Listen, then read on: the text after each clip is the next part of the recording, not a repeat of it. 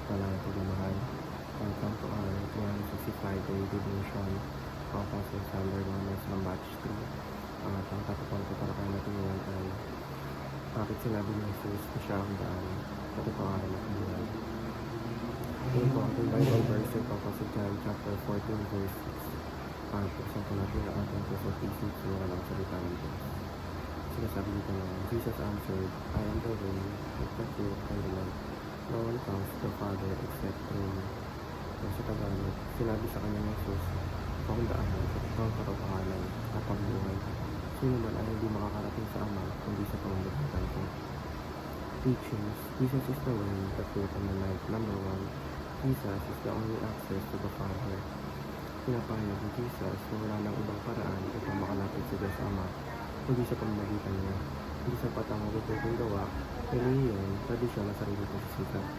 Ang kasalanan ang humuhuray sa tao sa Diyos. At si Jesus ang nag-iisang tagapamagitan. Na nag-alis na ang hadlang na ito sa pamamagitan ng kanyang kamatayan at muling pagkabuhay. Kaya ang kaligtasan ay hindi bunga ng ginagawa ng tao, kundi na tayo ng kalakayan kay Kristo.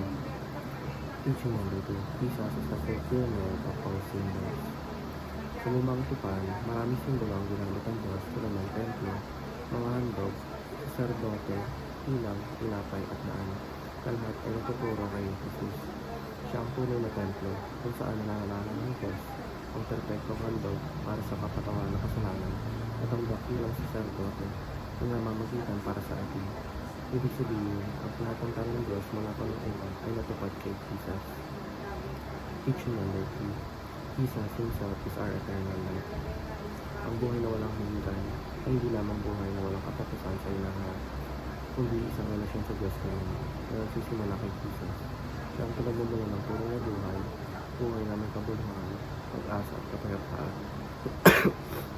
Kapag si Kristo ay nasa atin, ang buhay na walang hanggan ay nagsisimula na kahit sa kasalukuyan. Application number 1, approach God through Jesus, the true temple. Hindi na natin kailangan maghanap ng espesyal na lugar, ritual o seremonial upang makalapit sa Diyos. Sa pamamagitan ni Jesus, maaari tayong lumapit ng may pagtitiwala sa Ama anumang oras. Sa panalangin, nagsamba at pagtitiwala kay Kristo, tayo nakikipagtagpo mismo sa Diyos. Application number 2, believe that Jesus is both exclusive and inclusive. Eksklusibo si Jesus dahil siya lamang ang daan patungo sa Ama. Walang ibang pangalan na ibinigay para sa kaligtasan. Ngunit inklusibo siya. Dahil ang panyaya ay bukas sa lahat, mayaman o mahirap, hudyo o hindi, kasalanan na matuwid sa paningin ng tao. Walang sino man ang pinatabi niya kapag imalapit ang may pananampalataya.